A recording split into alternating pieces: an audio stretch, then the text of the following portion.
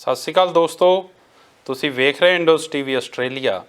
ਦਿਨ ਬੁੱਧਵਾਰ ਤੇ ਇੱਕ ਵਾਰ ਫਿਰ ਤੋਂ ਹਾਜ਼ਰ ਹਾਂ ਜੀ ਮੈਂ ਦੇਵ ਸਿੱਧੂ ਤੇ ਪ੍ਰੋਗਰਾਮ ਆ ਜੀ ਸਾਡੇ ਮਸਲੇ ਸਾਡੇ ਹੱਲ। ਤੇ ਦੋਸਤੋ ਤੁਸੀਂ ਜਾਣਦੇ ਹੋ ਕਿ ਪ੍ਰੋਗਰਾਮ ਅਸੀਂ ਹਰ ਬੁੱਧਵਾਰ ਬਿਲਕੁਲ ਲਾਈਵ ਲੈ ਕੇ ਆਉਂਦੇ ਹਾਂ, ਜਿਹਦੇ ਵਿੱਚ ਦੇਸ਼ ਦੁਨੀਆ ਦੇ ਅਹਿਮ ਮਸਲਿਆਂ 'ਤੇ ਵਿਚਾਰ ਚਰਚਾ ਹੁੰਦੀ ਆ ਤੇ ਨਾਲ ਦੀ ਨਾਲ ਤੁਹਾਡੀਆਂ ਟਿੱਪਣੀਆਂ, ਤੁਹਾਡੇ ਸਵਾਲ ਲਏ ਜਾਂਦੇ ਆ। ਸੋ ਅੱਜ ਵੀ ਤੁਸੀਂ ਆਪਣੀਆਂ ਟਿੱਪਣੀਆਂ ਨਾਲ ਇਸ ਪ੍ਰੋਗਰਾਮ 'ਚ ਸ਼ਿਰਕਤ ਕਰਿਓ। ਪਰ ਉਸ ਤੋਂ ਪਹਿਲਾਂ ਮੇਰਾ ਹਰ ਵਾਰ ਦੀ ਤਰ੍ਹਾਂ ਸਵਾਗਤ ਦੇ ਸਾਥ ਦੇ ਰਹੇ ਨੇ ਦਲਜੀਤ ਸਿੰਘ ਹੁਣੀ। ਆਓ ਉਹਨਾਂ ਦਾ ਪਹਿਲਾਂ ਸਵਾਗਤ ਕਰੀਏ ਤੇ ਫਿਰ ਕਰਦੇ ਹਾਂ ਅਗਲੀ ਗੱਲਬਾਤ। ਦਲਜੀਤ ਜੀ ਪਿਆਰ ਭਰੀ ਸਤਿ ਸ਼੍ਰੀ ਅਕਾਲ ਤੇ ਨਿੱਘਾ ਸਵਾਗਤ ਜੀ ਪ੍ਰੋਗਰਾਮ। ਸਤਿ ਸ਼੍ਰੀ ਅਕਾਲ ਜੀ ਦੇਵ ਸਿੱਧੂ ਸਾਹਿਬ ਤੇ ਸਤਿ ਸ਼੍ਰੀ ਅਕਾਲ ਸਾਰੇ ਇੰਡੋਜ਼ ਟੀਵੀ ਦੇਖ ਰਹੇ ਦਰਸ਼ਕਾਂ ਨੂੰ। ਤੇ ਆਸ ਕਰਦਾ ਕਿ ਤੁਸੀਂ ਖੁਸ਼ ਹੋਵੋਗੇ, ਤੰਦਰੁਸਤ ਹੋਵੋਗੇ। ਦਲਜੀਤ ਜੀ ਟਾਈ ਤਾਂ ਕਾਲੀ ਪਰ ਕੋਟ ਅੱਜ ਚਿੱਟਾ, ਵਕਾਲਤ ਛੱਡਤੀ? ਨਹੀਂ, ਸ਼ਾਂਤੀ ਦਾ ਪ੍ਰਤੀਕ ਹੈ ਨਾ ਚਿੱਟਾ ਰੰਗ। ਨਹੀਂ, ਮੈਨੂੰ ਲੱਗਾ ਵਕਾਲਤ ਛੱਡਤੀ ਆ, ਕੋਟ ਦਾ ਰੰਗ ਬਦਲ ਗਿਆ। ਇਹ ਦੇਖੋ ਗੱਲ ਇਹ ਵੀ ਦੁਨੀਆ ਦੇ ਵਿੱਚ ਕਾਨੂੰਨ ਵੀ ਬਹੁਤ ਜ਼ਰੂਰੀ ਹੈ ਤਾਂ ਕਿ ਜਿਹੜਾ ਬੰਦਾ ਆ ਇਹ ਕਿਤੇ ਕਹਿੰਦੇ ਨਹੀਂ ਹੁੰਦੇ ਵੀ ਇੱਕ ਕਾਨੂੰਨ ਨਾਂ ਦੇ ਇੱਕ ਹੈਗਾ ਜਿਹਦੇ ਕਰਕੇ ਕਿ ਇੱਕ ਇਨਸਾਨੀਅਤ ਬਣੀ ਰਹਿੰਦੀ ਹੈ। ਪਰ ਨਾਲ ਦੀ ਨਾਲ ਪਹਿਲਾਂ ਇਹ ਸਮਝਿਆ ਜਾਂਦਾ ਸੀ ਸੈਕੰਡ ਵਰਲਡ ਵਾਰ ਜਦੋਂ ਹੋਈ ਆ ਉਸ ਤੋਂ ਬਾਅਦ ਕਿ ਸ਼ਾਇਦ ਹੁਣ ਹਥਿਆਰਾਂ ਦਾ ਯੁੱਗ ਖਤਮ ਹੋ ਗਿਆ ਜੀ ਤੇ ਸ਼ਾਂਤੀ ਦਾ ਜਾਂ ਲੋਕਤੰਤਰਿਕ ਜਿੱਦਾਂ ਦੇਸ਼ ਹੁੰਦੇ ਰਹੇ, ਵੋਟਾਂ ਦੇ ਨਾਲ ਸਰਕਾਰਾਂ ਚੁਣੀਆਂ ਜਾਂਦੀਆਂ ਸੀ ਤੇ ਆਪਸੀ ਜਿਹੜੇ ਮਸਲੇ ਆ ਉਹ ਮੀਟਿੰਗਸ ਦੇ ਜ਼ਰੀਏ ਸਰਕਾਰਾਂ ਆਪਸ ਦੇ ਵਿੱਚ ਹੱਲ ਕਰ ਲੈਂਦੀਆਂ ਸੀ ਜੀ। ਪਰ ਇੱਦਾਂ ਦਾ ਵੀ ਹੁਣ ਦੌਰ ਆਇਆ ਵੀ ਜਦੋਂ ਲੱਗਦਾ ਆ ਕਿ ਹਥਿਆਰਾਂ ਦਾ ਇੱਕ ਵਾਰੀ ਫੇਰ ਆਇਆ ਯੁੱਗ ਜੀ, ਜਿਹੜਾ ਕਿ ਲਿੱਟੇ ਦੀ ਖਾਤਮੇ ਤੋਂ ਬਾਅਦ ਸ਼੍ਰੀਲੰਕਾ ਦੇ ਵਿੱਚ ਲੱਗਦਾ ਸੀ ਕਿ ਹੁਣ ਹਥਿਆਰਾਂ ਦੀ ਇੰਨੀ ਲੋੜ ਨਹੀਂ ਰਹੀ ਜੀ। ਤੇ ਖਾਸ ਤੌਰ ਦੇ ਉੱਤੇ ਇਹ ਵੀ ਕਿਹਾ ਜਾਂਦਾ ਵੀ ਜਿੱਦਾਂ ਦੇ ਆਪਣੇ ਰਸਾਇਣਿਕ ਥੋੜ੍ਹੇ ਜਿਹੇ ਕੈਮੀਕਲ ਕੁਛ ਆ ਗਏ ਆ, ਇੱਦਾਂ ਦੇ ਹਥਿਆਰ ਫਿਰ ਬਿਮਾਰੀਆਂ ਇੱਦਾਂ ਦੀਆਂ ਲਿਆਂਦੀਆਂ ਗਈਆਂ, ਇਹਨਾਂ ਨੂੰ ਹਥਿਆਰਾਂ ਦੇ ਤੌਰ ਦੇ ਉੱਤੇ ਵਰਤਿਆ ਜਾਂਦਾ ਜੀ। ਇੱਦਾਂ ਦੇ ਯੁੱਗ ਦੇ ਵਿੱਚ ਇੱਕ ਜਿਹੜੀ ਸ਼ਾਂਤੀ ਆ, ਚਿੱਟਾ ਰੰਗ ਆ, ਇਹ ਬਹੁਤ ਅਹਿਮ ਹੋ ਜਾਂਦਾ। ਚਲੋ ਤੁਸੀਂ ਤਾਂ ਕੋਟ ਨਾਲ ਦਲਜੀਤ ਜੀ ਸ਼ਾਂਤੀ ਦਾ ਪ੍ਰਤੀਕ ਮੰਨੀ ਬੈਠੇ ਹੋ, ਬਣਾਈ ਸ਼ਾਂਤੀ ਪ੍ਰਤੀਕ ਸ਼ੋਅ ਕਰੀ ਜਾਂਦੇ ਹੋ ਸਾਡੇ ਦਰਸ਼ਕਾਂ ਨੂੰ। ਪਰ ਇਸ ਵਕਤ ਜੋ ਕੁਛ ਅੰਤਰਰਾਸ਼ਟਰੀ ਪੱਧਰ 'ਤੇ ਹੋ ਰਿਹਾ ਆ ਉਹਦੇ ਨਾਲ ਸ਼ਾਂਤੀ ਨਹੀਂ ਬਲਕਿ ਬਹੁਤ ਜ਼ਿਆਦਾ ਹਲਚਲ ਮੱਚੀ ਹੋਈ ਆ, ਕਿਉਂਕਿ ਕਈ ਵਾਰ ਇਹੋ ਜਿਹੀਆਂ ਘਟਨਾਵਾਂ ਵਾਪਰ ਜਾਂਦੀਆਂ ਆ ਕਿ ਸਾਰੇ ਦੁਨੀਆ ਦੀਆਂ ਨਜ਼ਰਾਂ ਇੱਕ ਤਰ੍ਹਾਂ ਨਾਲ ਉੱਧਰ, ਜੇ ਹੁਣ ਅਫਗਾਨਿਸਤਾਨ ਦੀ ਗੱਲ ਕਰੀਏ ਤਾਂ ਦੁਨੀਆ ਦੀ ਮੇਰੇ ਖਿਆਲ ਹਰ ਅੱਖ ਉੱਧਰ ਅਫਗਾਨਿਸਤਾਨ ਵੱਲ ਲੱਗੀ ਹੋਈ ਆ, ਕਿਉਂਕਿ ਪਿਛਲੇ ਦਿਨਾਂ 'ਚ ਜਿਸ ਤਰੀਕੇ ਨਾਲ ਅਫਗਾਨਿਸਤਾਨ ਦੇ ਵਿੱਚ ਰਾਜ ਪਲਟਾ ਵੱਜਾ, ਉਸ ਤਰੀਕੇ ਨੂੰ ਉਹ ਜੋ ਕੁਛ ਵੀ ਘਟਨਾਕ੍ਰਮ ਵਾਪਰਿਆ ਉਹ ਸਭ ਨੂੰ ਤੁਸੀਂ ਕਿੱਦਾਂ ਦੇਖਦੇ ਹੋ? ਇਹ ਦੇਖੋ ਇਸ ਕਰਕੇ ਹੈਗਾ ਕਿ ਡਾਇਰੈਕਟਲੀ ਜਾਂ ਇਨਡਾਇਰੈਕਟਲੀ ਬਹੁਤ ਸਾਰੇ ਦੇਸ਼ਾਂ ਦੇ ਹਿੱਤ ਜੁੜੇ ਹੋਏ ਆ ਜੀ। ਜੇ ਆਪਾਂ ਆਸਟ੍ਰੇਲੀਆ ਦੇ ਵਿੱਚ ਰਹਿੰਦੇ ਆ, ਇਹਨਾਂ ਦੇ ਵੀ ਹਿੱਤ ਜੁੜੇ ਹੋਏ ਆ, ਭਾਰਤ ਦੇ ਹਿੱਤ ਆਪਣੇ ਜੁੜੇ ਹੋਏ ਆ, ਪਾਕਿਸਤਾਨ ਦੇ, ਅਮਰੀਕਾ ਦੇ, ਕੈਨੇਡਾ ਦੇ, ਯੂਰਪੀਅਨ ਦੇਸ਼ਾਂ ਦੇ। ਖਾਸ ਤੌਰ 'ਤੇ ਜਿੱਦਾਂ ਦਾ ਇਤਿਹਾਸ ਰਿਹਾ ਆ ਤਾਲੀਬਾਨ ਦਾ, ਤੇ ਇਹ ਇੱਕ ਕਹਿ ਲਓ ਕਿ ਗਰਮ ਦਲੀਏ ਆ ਜੀ। ਉਸ ਤੋਂ ਬਾਅਦ ਦੇਸ਼ਾਂ ਨੂੰ ਡਰ ਆ ਕਿ ਕਿਤੇ ਪਹਿਲਾਂ ਵਾਲਾ ਕੰਮ ਸਾਡੇ ਨਾਲ ਨਾ ਹੋ ਜਾਵੇ, ਜਿੱਦਾਂ ਦੀ ਅੱਤਵਾਦ ਨੂੰ ਇਹਨਾਂ ਨੇ ਸਪੋਰਟ ਪਹਿਲਾਂ ਕੀਤੀ ਆ, ਕਿਤੇ ਅੱਗੇ ਕੋਈ ਉਹਨਾਂ ਦਾ ਦੇਸ਼ ਜਿੰਨੇ ਵੀ ਚਿੰਤਤ ਹੈਗੇ ਆ ਦੁਨੀਆ ਦੇ ਦੇਸ਼ ਵੀ ਫੇਰ ਨਾ ਇੱਕ ਵਾਰੀ ਫੇਰ ਬੜਾਵਾ ਦੇ ਦਿੱਤਾ ਜਾਵੇ ਤੇ ਸਾਰੀ ਦੁਨੀਆ ਨੂੰ ਭੁਗਤਣਾ ਪੈ ਜਾਵੇ। ਖਾਸ ਤੌਰ ਤੇ 9/11 ਦੀ ਜਿਹੜੀ ਘਟਨਾ ਸੀ, ਇਸ ਤੋਂ ਇਲਾਵਾ 9/11 ਤਾਂ ਚਲੋ ਇੱਦਾਂ ਸੀ ਕਿ ਇੱਕ ਤਾਕਤਵਰ ਦੇਸ਼ ਦੇ ਨਾਲ ਵਾਪਰਿਆ, ਉਹਨਾਂ ਨੂੰ ਹਿਲਾ ਕੇ ਰੱਖ ਦਿੱਤਾ ਅਮਰੀਕਾ ਨੂੰ ਜੀ। ਤੇ ਸਾਡਾ 1999 ਵਾਲਾ ਕੰਧਾਰ ਦਾ ਹਾਈਜੈਕ ਵੀ ਨਹੀਂ ਸਾਨੂੰ ਭੁੱਲਣਾ ਚਾਹੀਦਾ। IC 814 ਜਿਹੜਾ ਕਿ ਕੀਤਾ ਗਿਆ ਕੈਪਚਰ ਇਹਨਾਂ ਦੇ ਵੱਲੋਂ ਕੰਧਾਰ ਦੇ ਵਿੱਚ ਲੈ ਕੇ ਗਏ ਆ, ਉੱਥੇ ਤਾਲੀਬਾਨ ਸਰਕਾਰ ਨੇ ਉਹਨਾਂ ਦੀ ਸਪੋਰਟ ਕੀਤੀ ਆ। ਜੈਸ਼ ਏ ਮੁਹੰਮਦ ਦਾ ਜਿਹੜਾ ਮੁਖੀ ਸੀ ਅਜ਼ਹਰ, ਉਹਨੂੰ ਜਿਹੜਾ ਹੈ ਉੱਥੋਂ ਛਡਵਾਇਆ ਗਿਆ ਜੇਲ੍ਹ ਦੇ ਵਿੱਚੋਂ। ਇਸ ਕਰਕੇ ਇਹ ਜਿਹੜਾ ਬਹੁਤ ਹਿੱਤਕਾਰੀ ਨਹੀਂ ਹੈ ਜਿਹੜਾ ਤਾਲੀਬਾਨ ਦਾ ਰਾਜ ਆ। ਇਸ ਕਰਕੇ ਦੇਸ਼ਾਂ ਦੇ ਵਿੱਚ, ਦੁਨੀਆ ਦੇ ਵਿੱਚ ਅਫਗਾਨ ਲੋਕ ਤਾਂ ਚਲੋ ਭੁਗਤ ਹੀ ਰਹੇ ਆ, ਅਫਗਾਨ ਲੋਕਾਂ ਨੂੰ ਤਾਂ ਲੱਗਦਾ ਹੀ ਆ ਵੀ ਸਾਡਾ ਜਿਹੜਾ ਫਿਊਚਰ ਆ ਹੁਣ ਫੇਰ ਇੱਕ ਵਾਰੀ ਖਤਮ ਹੋਣ ਜਾ ਰਿਹਾ। ਬਾਕੀ ਦੇਸ਼ ਵੀ ਇਹੀ ਸੋਚ ਰਹੇ ਆ ਵੀ ਕਿਤੇ ਇਹ ਤਾਲੀਬਾਨ ਦਾ ਉਭਾਰ ਸਾਡੇ ਲਈ ਨੁਕਸਾਨਦਾਇਕ ਨਾ ਹੋਵੇ ਜੀ। ਪਰ ਦਲਜੀਤ ਜੀ ਤੁਸੀਂ ਜੋ ਕੁਛ ਵੀ ਤਾਲੀਬਾਨ ਬਾਰੇ ਦੱਸਿਆ ਤੇ ਪਿਛਲੇ 20 ਸਾਲਾਂ ਤੋਂ ਮੇਰੇ ਖਿਆਲ ਅਮਰੀਕਾ ਵੱਲੋਂ ਵੀ ਪ੍ਰਚਾਰਿਆ ਇਹੀ ਜਾ ਰਿਹਾ ਸੀ ਕਿ ਤਾਲੀਬਾਨ ਇੱਕ ਅੱਤਵਾਦਿਕ ਸੰਗਠਨ ਆ, ਇਹ ਅੱਤਵਾਦ ਫੈਲਾਉਂਦਾ, ਇਹਨੂੰ ਅਸੀਂ ਖਾਤਮਾ ਕਰ ਰਹੇ ਹਾਂ। ਲੱਖਾਂ ਕਰੋੜਾਂ ਡਾਲਰ ਉਹਨਾਂ ਵੱਲੋਂ ਖਰਚੇ ਗਏ, ਉਹਨਾਂ ਦੇ ਪਤਾ ਨਹੀਂ ਕਿੰਨੇ ਫੌਜੀਆਂ ਦੀਆਂ ਜਾਨਾਂ ਗਈਆਂ, ਅਫਗਾਨਿਸਤਾਨ ਦੇ ਵਿੱਚ ਬਹੁਤ ਸਾਰੇ ਬੇਕਸੂਰਾਂ ਦੀਆਂ ਵੀ ਜਾਨਾਂ ਗਈਆਂ। ਪਰ ਜੋ ਕੁਛ ਹੁਣ 20 ਸਾਲਾਂ ਬਾਅਦ ਅਚਾਨਕ ਵਾਪਰਿਆ, ਜਿਸ ਤਰੀਕੇ ਨਾਲ ਅਮਰੀਕਾ ਉੱਥੋਂ ਬੋਰੀਆ ਬਿਸਤਰਾ ਬੰਨ੍ਹ ਕੇ ਅਚਾਨਕ ਗਿਆ ਆ, ਨਿਕਲਿਆ ਆ, ਕਿ ਅਮਰੀਕਾ ਨੂੰ ਬਿਲਕੁਲ ਵੀ ਇਹਦਾ ਅੰਦਾਜ਼ਾ ਨਹੀਂ ਲੱਗਾ ਜਿਸ ਤਰੀਕੇ ਨਾਲ ਦਿਨਾਂ ਦੇ ਵਿੱਚ ਹੀ ਉੱਥੇ ਪਲਟਾ ਵੱਜਿਆ, ਜਾਂ ਜਿਹੜਾ ਤਾਲੀਬਾਨ ਅੱਗੇ ਨਾਲੋਂ ਵੀ ਹੋਰ ਤਾਕਤਵਰ ਹੋ ਕੇ ਨਿਕਲਿਆ। ਦੇਖੋ ਇਹ ਸ਼ੁਰੂ ਤੋਂ ਹੀ ਇੱਕ ਜਿਹੜੀ ਆਪਾਂ ਕਹਾਣੀ ਪੜ੍ਹਦੇ ਹੁੰਦੇ ਸੀ ਬਾਂਦਰ ਤੇ ਦੋ ਬਿੱਲੀਆਂ ਵਾਲੀ ਜੀ। ਅਮਰੀਕਾ ਦੀ ਭੂਮਿਕਾ ਪਿਛਲੇ 70-80 ਸਾਲਾਂ ਤੋਂ ਅਸੀਂ ਦੇਖ ਲਈਏ ਇਹਦੀ ਬਾਂਦਰ ਵਾਲੀ ਭੂਮਿਕਾ ਰਹੀ ਆ ਜੀ। ਬਾਂਦਰ ਜਿਹੜਾ ਆ ਆਪਣੇ ਆਪ ਨੂੰ ਬਹੁਤ ਜ਼ਿਆਦਾ ਸਟਰੋਂਗ ਸਮਝਦਾ, ਚਲਾਕ ਸਮਝਦਾ, ਦੋ ਬਿੱਲੀਆਂ ਨੂੰ ਲੜਾਉਂਦਾ ਤੇ ਲੜਾ ਕੇ ਆਪ ਜਿਹੜਾ ਆਪਣਾ ਫਾਇਦਾ ਕੱਢ ਜਾਂਦਾ ਜੀ। ਬਾਕੀ ਦੁਨੀਆ ਇਹ ਸੋਚਦੀ ਰਹਿੰਦੀ ਆ ਕਿ ਅਮਰੀਕਾ ਜਿਹੜਾ ਆ ਹਾਰ ਗਿਆ। ਸਾਨੂੰ ਹੁਣ ਇੱਕ ਫੇਸਬੁੱਕ ਦੇ ਉੱਤੇ ਚੱਲਿਆ ਹੋਇਆ ਸਾਡੇ ਜਿਹੜੇ ਬੁੱਧੀਜੀਵੀ ਆ, ਸਾਡੇ ਵਿਦਵਾਨ ਲੋਕ ਆ, ਪੜ੍ਹੇ ਲਿਖੇ ਲੋਕ ਆ, ਉਹ ਫੇਸਬੁੱਕ ਦੇ ਉੱਤੇ ਇਹ ਕਹਿ ਰਹੇ ਆ, ਪ੍ਰਚਾਰ ਰਹੇ ਆ ਕਿ ਤਾਲੀਬਾਨ ਜਿੱਤ ਗਿਆ ਜੀ ਤੇ ਅਮਰੀਕਾ ਜਿਹੜਾ ਆ ਹਾਰ ਗਿਆ। ਪਰ ਇਦਾਂ ਦੀ ਗੱਲ ਹੈ ਨਹੀਂ ਜੀ। ਅਮਰੀਕਾ ਆਪਣਾ ਫਾਇਦਾ ਸਭ ਤੋਂ ਪਹਿਲਾਂ ਦੇਖਦਾ ਆ। ਇਹੀ ਕਾਰਨ ਆ ਕਿ 2001 7 ਅਕਤੂਬਰ 2001 ਨੂੰ ਇਹ ਅਫਗਾਨਿਸਤਾਨ ਦੇ ਵਿੱਚ ਹੁੰਦਾ ਦਾਖਲ, ਪਰ 2003 ਦੇ ਵਿੱਚ ਇਰਾਕ ਦੇ ਨਾਲ ਵਾਰ ਛੇੜ ਲੈਂਦਾ, ਯੁੱਧ ਛੇੜ ਲੈਂਦਾ। ਜਦ ਕਿ ਜੇ ਇਹਨਾਂ ਨੂੰ ਸਿਰਫ ਅਫਗਾਨਿਸਤਾਨ ਜਾਂ ਤਾਲੀਬਾਨ ਦੇ ਨਾਲ ਹੀ ਸਮੱਸਿਆ ਸੀ ਤਾਂ ਫਿਰ ਇਰਾਕ ਦੇ ਵਿੱਚ ਕਿਉਂ ਗਿਆ, ਆਪਣੇ ਆਪ ਨੂੰ ਵੰਡ ਕਿਉਂ ਲਿਆ? ਅਸਲ ਵਿੱਚ ਜਦੋਂ ਇਹਨਾਂ ਨੂੰ ਲੱਗਦਾ ਕਿ ਸਾਡੇ ਹਿੱਤ ਇੱਥੇ ਹੈਗੇ ਆ, ਅਸੀਂ ਇਹ ਹਿੱਤ ਇੱਥੇ ਆਪਣੇ ਦੇਖਣੇ ਆ, ਸਾਨੂੰ ਇੱਥੇ ਫਾਇਦਾ ਆ, ਇਹ ਆਪਣੇ ਸਾਰੀਆਂ ਚੀਜ਼ਾਂ ਛੱਡ ਦਿੰਦਾ ਜੀ। ਹੁਣ ਇਹ ਜਿਹੜਾ 20 ਸਾਲਾਂ ਦੇ ਵਿੱਚ ਤੁਸੀਂ ਗੱਲ ਕੀਤੀ ਹੈ ਕਿ ਜਿਹੜਾ 2001 ਤੋਂ ਬਾਅਦ 2021 ਆ ਗਿਆ ਤੇ ਇਹਨਾਂ ਨੇ ਕਿਹਾ ਵੀ ਅਸੀਂ ਵਾਪਸ ਚਲੇ ਜਾਣਾ ਜੀ, ਉਹਦੇ ਵਿੱਚ ਵੀ ਅਸੀਂ ਥੋੜਾ ਜਿਹਾ ਮੈਂ ਸੰਖੇਪ ਦੇ ਵਿੱਚ ਜਾਵਾਂ ਕਿ ਪੈਦਾ ਵੀ ਇਹਨਾਂ ਨੇ ਕੀਤਾ।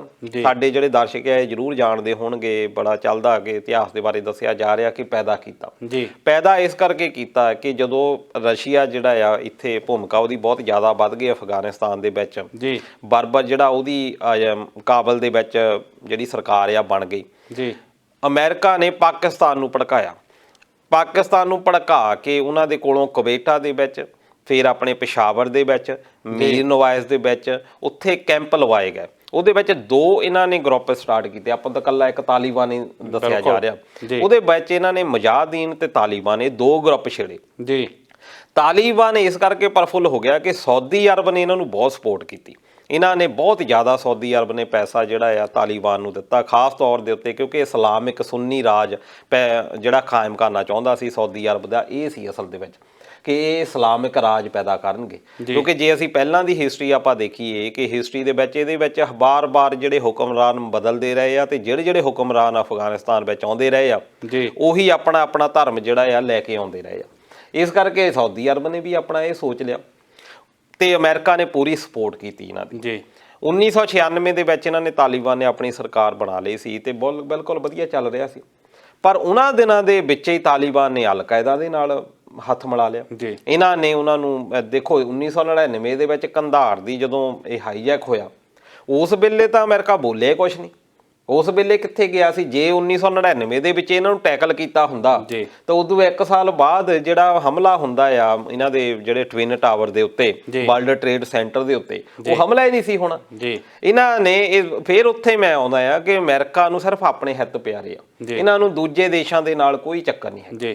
ਉਸ ਵੇਲੇ ਵੀ ਇਹਨਾਂ ਨੇ ਪਾਕਿਸਤਾਨ, ਜਦ ਕਿ ਸਾਰੇ ਭਾਰਤ ਹਮੇਸ਼ਾ ਬੋਲਦਾ ਰਿਹਾ ਕਿ ਪਾਕਿਸਤਾਨ ਉਹਨਾਂ ਨੂੰ ਸ਼ਹਿ ਦਿੰਦਾ, ਉਹਨਾਂ ਨੂੰ ਸਾਡੇ ਮੁਲਕ ਦੇ ਵਿੱਚ ਜਿਹੜੀਆਂ ਗੈਰ ਕਾਨੂੰਨੀ ਐਕਟੀਵਿਟੀਜ਼ ਦੇ ਲਈ ਵਰਤਦਾ, ਪਰ ਕਿਸੇ ਨੇ ਨੋਟਿਸ ਨਹੀਂ ਕੀਤਾ ਇਸ ਗੱਲ ਦਾ। ਜਦੋਂ ਫਿਰ ਆਪਣੇ ਸਿਰ ਪਈ ਆ ਫਿਰ ਉਸ ਵੇਲੇ ਭਗਦੜ ਮਚ ਗਈ। ਪਰ ਫਿਰ ਵੀ ਉਸ ਵੇਲੇ ਦੇ ਜਿਹੜੇ ਸਾਡੇ ਪ੍ਰਧਾਨ ਮੰਤਰੀ ਸੀ ਅਟਲ ਬਿਹਾਰੀ ਵਾਜਪੇਈ, ਉਹਨਾਂ ਨੇ ਕਿਹਾ ਵੀ ਤੁਸੀਂ ਸਾਨੂੰ ਬਹੁਤ ਇਹਨਾਂ ਤੋਂ ਖਤਰਾ, ਖਾਸ ਤੌਰ ਤੇ ਸਮਾਜਿਕ ਇਹਨਾਂ ਦੀ ਪ੍ਰਕਿਰਿਆ ਆ ਤਾਂ ਉਹਦੇ ਵਿੱਚ ਜਿੱਦਾਂ ਦਾ ਬੱਚਿਆਂ ਦੇ ਉੱਤੇ ਜ਼ੁਲਮ ਹੁੰਦਾ ਜਾਂ ਔਰਤਾਂ ਦੇ ਉੱਤੇ ਜ਼ੁਲਮ ਹੁੰਦਾ ਉਹ ਤਾਂ ਬਹੁਤ ਜ਼ਿਆਦਾ ਘਟੀਆ ਹੈਗਾ, ਹਿਊਮਨ ਰਾਈਟਸ ਦੀ ਸਿੱਧੀ ਵਾਇਓਲੇਸ਼ਨ ਹੈ ਜੀ।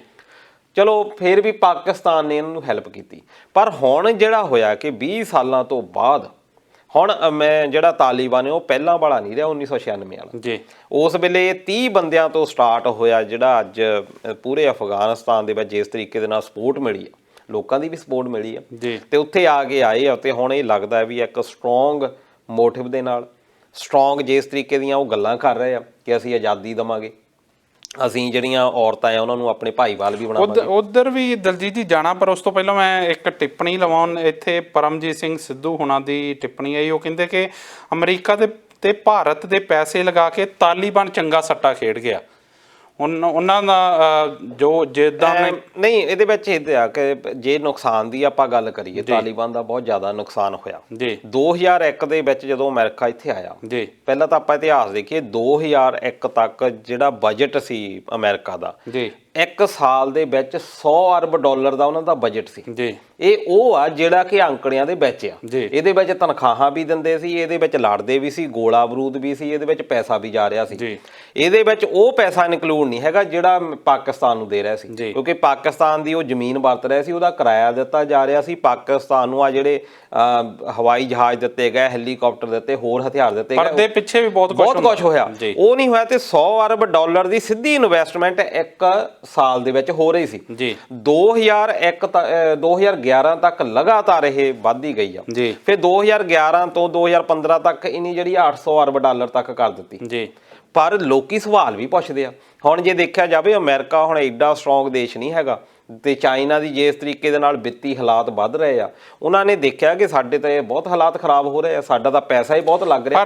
ਪਰ ਰੌਲਾ ਇੱਥੇ ਦਲਜੀਤ ਜੀ ਇਹ ਹੈ ਨਾ, ਜਿੱਦਾਂ ਤੁਸੀਂ ਦੱਸ ਰਹੇ ਕਿ ਇੰਨਾ ਜ਼ਿਆਦਾ ਵੱਡਾ ਬਜਟ ਇਹ ਇਨਵੈਸਟ ਕੀਤਾ ਜਾ ਰਿਹਾ ਸੀ ਪਿਛਲੇ 20 ਸਾਲਾਂ ਤੋਂ ਇਹਦੇ ਖਾਤਮੇ ਲਈ, ਚਾਹੇ ਬੇਸ਼ੱਕ ਪੈਦਾ ਅਮਰੀਕਾ ਵੱਲੋਂ ਕੀਤਾ ਗਿਆ, ਪਰ ਜਦੋਂ ਅਮਰੀਕਾ ਦੀ ਗਲ ਦੀ ਹੱਡੀ ਬਣ ਗਿਆ ਤਾਲਿਬਾਨ, ਤੋਂ ਉਹਨੂੰ ਦਬਾਉਣ ਲਈ ਪਿਛਲੇ 20 ਸਾਲਾਂ ਤੋਂ ਕੋਸ਼ਿਸ਼ਾਂ ਹੋ ਰਹੀਆਂ ਸੀ ਤੇ ਅਮਰੀਕਾ ਵੱਲੋਂ ਲਗਾਤਾਰ ਪ੍ਰਚਾਰ ਵੀ ਇਹੀ ਕੀਤਾ ਜਾ ਰਿਹਾ ਸੀ ਕਿ ਤਾਲਿਬਾਨ ਜਿਹੜਾ ਉਹ ਖਤਮ ਹੋ ਗਿਆ। ਪਰ ਜਦੋਂ 20 ਸਾਲਾਂ ਬਾਅਦ ਇਦਾਂ ਦਾ ਪਲਟਾ ਵੱਜਦਾ ਤੇ ਉਹ ਹੋਰ ਤਾਕਤਵਰ ਜਿਹੜਾ ਹੋ ਕੇ ਸਾਹਮਣੇ ਆਉਂਦਾ ਤਾਲਿਬਾਨ, ਕੁਝ ਕੁ ਦਿਨਾਂ ਦੇ ਵਿੱਚ ਕਾਬਲ ਜਿਹੜੀ ਅਫਗਾਨਿਸਤਾਨ ਦੀ ਸੱਤਾ ਤੇ ਕਾਬਜ ਹੋ ਜਾਣਾ, ਇਹ ਨਿੱਕੀ ਮੋਟੀ ਗੱਲ ਨਹੀਂ ਆ। ਉਹ ਜਿਹੜਾ ਹੋਰ ਤਾਕਤਵਰ ਹੋ ਕੇ ਆਉਂਦਾ, ਉੱਥੇ ਸਵਾਲ ਖੜੇ ਹੁੰਦੇ ਕਿ ਇਹ ਜਿਹੜੀ ਤਾਕਤ ਹੈ ਇਹ ਤਾਲਿਬਾਨ ਕੋਲ ਕਿੱਥੋਂ ਆਈ, ਇੰਨੇ ਆਧੁਨਿਕ ਹਥਿਆਰ ਜਾਂ ਇਹ ਜਿਹੜੀ ਹੋਰ ਕਿਸੇ ਬੈਕਅਪ ਤੋਂ ਇੰਨੀ ਤਾਕਤ ਤੋਂ ਬਿਨਾਂ ਤਾਂ ਇਹ ਸੰਭਵ ਨਹੀਂ। ਇਸ ਕਰਕੇ ਇਹਦੇ ਵਿੱਚ ਬਹੁਤ ਸਾਰੇ ਲੁਕੇ ਹੋਏ ਸਵਾਲ ਆ। ਜੀ। ਦੇਖੋ 1975 ਦੇ ਵਿੱਚ ਜਦੋਂ ਵੀਅਤਨਾਮ ਦੀ ਜੰਗ ਹੁੰਦੀ ਆ, ਦੱਖਣ ਵੀਅਤਨਾਮ ਨੂੰ ਉੱਤਰ ਵੀਅਤਨਾਮ ਦੇ ਰੈਮੋ ਕਰਮ ਤੇ ਛੱਡ ਕੇ ਆ ਗਿਆ ਅਮਰੀਕਾ। ਜੀ। ਫਿਰ ਉੱਥੇ ਹੀ ਆਉਣਾ, ਅਮਰੀਕਾ ਕਦੀ ਵੀ ਪਰਵਾਹ ਨਹੀਂ ਕਰਦਾ, ਆਪਣੇ ਹਿੱਤ ਦੇਖਦਾ, ਉਸ ਤੋਂ ਬਾਅਦ ਨਿਕਲਦਾ। ਜੀ। ਇਹਨਾਂ ਨੇ ਜਿਹੜੇ ਉੱਥੇ ਪੈਸੇ ਲਾਏ ਆ, ਅਸਲ ਦੇ ਵਿੱਚ ਦੁਨੀਆ ਨੂੰ ਇਹਨਾਂ ਨੇ ਇਹ ਦਿਖਾਉਣਾ ਸੀ ਕਿ ਅਸੀਂ ਕਿਸੇ ਵੀ ਕੰਟਰੀ ਜਿਹੜਾ ਸਿਰ ਚੱਕੂਗਾ ਅਸੀਂ ਉਹਨਾਂ ਨੂੰ ਤਬਾਹ ਕਰਨ ਦੀ ਸਮਰੱਥਾ ਰੱਖਦੇ ਹਾਂ। ਜੀ। ਪੈਸਾ ਹੁਣ ਵੀ ਇਹ ਖਰਚ ਕਰ ਸਕਦੇ ਸੀ, ਪਰ ਹੁਣ ਇਹਨਾਂ ਨੇ ਦੇਖਿਆ ਕਿ ਜਿਹੜੀ ਉੱਥੇ ਦੀ ਸਰਕਾਰ ਵੀ ਬਣਦੀ ਆ, ਉਹਨੂੰ ਲੋਕਾਂ ਦਾ ਇੰਨਾ ਜ਼ਿਆਦਾ ਸਮਰਥਨ ਨਹੀਂ ਮਿਲ ਰਿਹਾ। ਜਿਹੜੀ ਉੱਥੇ ਦੀ ਅਸ਼ਰਫ ਗਨੀ ਦੀ ਵੀ ਆਪਾਂ ਸਰਕਾਰ ਕਰ ਲਈਏ, ਹਾਮਿਦ ਕਰਜ਼ਈ ਦੀ ਪਹਿਲੀ ਸਰਕਾਰ ਦੀ ਆਪਾਂ ਗੱਲ ਕਰ ਲਈਏ, ਉਹ ਲੋਕਾਂ ਦੇ ਵਿੱਚ ਐਡਾ ਪ੍ਰਭਾਵ ਛੱਡਣ ਦੇ ਵਿੱਚ ਕਾਮਯਾਬ ਨਹੀਂ ਹੋਈਆਂ। ਹੁਣ ਅਸਲੀ ਪ੍ਰੋਬਲਮ ਅਮਰੀਕਾ ਦੀ ਇਸ ਖਿੱਤੇ ਦੇ ਵਿੱਚ ਹੈਗੀ ਚਾਈਨਾ। ਉਹਨਾਂ ਨੂੰ ਉਹਨਾਂ ਦਾ ਜਿਹੜਾ ਇਹ ਕੰਮ ਸੀ, ਉਹ ਤਾਂ ਲਦੇਨ ਮਾਰਨਾ ਅਸਲ ਦੇ ਵਿੱਚ ਉਹਨਾਂ ਦਾ ਮੇਨ ਸੀਗਾ।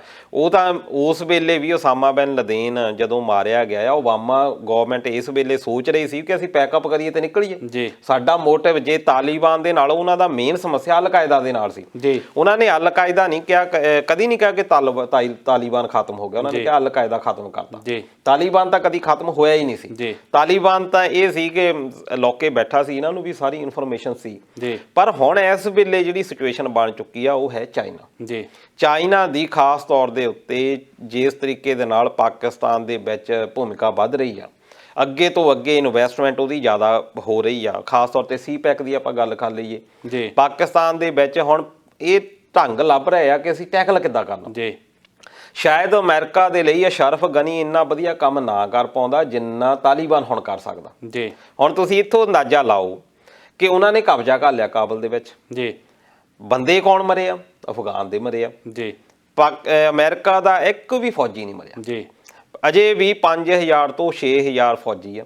ਜੋ ਬਾਈਡਨ ਦੀ ਤੁਸੀਂ ਟਿੱਪਣੀ ਦੇਖੋ, ਉਹਨਾਂ ਨੇ ਇਹ ਕਿਹਾ ਕਿ ਸਾਡਾ ਜਿਹੜਾ ਸੇਫ ਆ, ਉਹ ਜਦੋਂ ਉੱਥੇ ਜਿਹੜਾ ਹਵਾਈ ਜਹਾਜ਼ ਉਹਦੇ ਉੱਤੇ ਕਬਜ਼ਾ ਵੀ ਕਰਦਾ ਤੇ ਤਾਲਿਬਾਨ ਕੋਈ ਰਿਐਕਸ਼ਨ ਹੀ ਨਹੀਂ ਕਰ ਰਿਹਾ, ਉਹਨਾਂ ਨੂੰ ਬਿਲਕੁਲ ਸੇਫ ਐਗਜ਼ਿਟ ਦੇ ਰਿਹਾ। ਉਹਨਾਂ ਨੂੰ ਹਰ ਇਹਦਾ ਮਤਲਬ ਕੀ ਹੋਇਆ ਕਿ ਜਿਹੜੀ ਉਹਨਾਂ ਨੂੰ ਤਾਂ ਇੱਕ ਕਠਪੁਤਲੀ ਚਾਹੀਦੀ ਸੀ।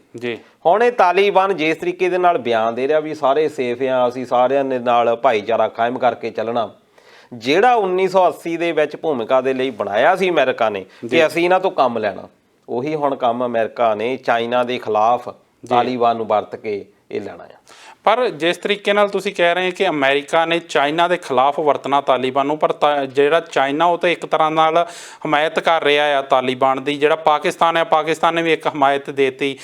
ਰੂਸ ਜਾਂ ਇਰਾਨ ਦੀ ਗੱਲ ਕਰੀਏ ਤਾਂ ਇੱਕ ਤਰ੍ਹਾਂ ਨਾਲ ਹਮਾਇਤ ਜਿਹੜੀ ਆ ਲੁਕਵੀਂ ਛਿਕਵੀਂ ਹਮਾਇਤ ਦਿੰਦਾ ਰਿਹਾ ਆ ਤਾਲਿਬਾਨ ਨੂੰ। ਇਹਦੇ ਨਾਲ ਜੇ ਆਪਾਂ ਭਾਰਤ ਦੀ ਗੱਲ ਕਰੀਏ ਤਾਂ ਭਾਰਤ ਦੂਜੇ ਬੰਨੇ ਸੀਗਾ, ਉਹ ਅਮਰੀਕਾ ਵਾਲੇ ਪਾਸੇ ਸੀ। ਇਹਦੇ ਨਾਲ ਤੁਹਾਨੂੰ ਨਹੀਂ ਲੱਗਦਾ ਕਿ ਜੋ ਇਸ ਵੇਲੇ ਤਾਜ਼ਾ ਸਥਿਤੀ ਬਣ ਗਈ ਆ ਉਹਦੇ ਨਾਲ ਭਾਰਤ ਦੀਆਂ ਮੁਸ਼ਕਲਾਂ ਵੱਧ ਗਈਆਂ? ਭਾਰਤ ਦੀਆਂ ਬਹੁਤ ਜ਼ਿਆਦਾ ਵਧੀਆਂ ਆ, ਜਿੱਦਾਂ ਤੁਸੀਂ ਗੱਲ ਕੀਤੀ ਕਿ ਚਾਈਨਾ, ਰਸ਼ੀਆ, ਕਿਉਂਕਿ ਅਸ਼ਰਫ ਗਨੀ ਤਾਂ ਉਹਨਾਂ ਨੂੰ ਸਪੋਰਟ ਕਰ ਹੀ ਨਹੀਂ ਰਿਹਾ ਸੀ। ਅਸ਼ਰਫ ਗਨੀ ਦਾ ਪਲੜੇ ਦੇ ਵਿੱਚ ਜਦੋਂ ਵੀ ਗੱਲ ਭਾਰਤ ਪਾਕਿਸਤਾਨ ਦੀ ਆਉਂਦੀ ਸੀ, ਉਹ ਭਾਰਤ ਦੇ ਪਲੜੇ ਦੇ ਵਿੱਚ ਝੁਕਦਾ ਸੀ।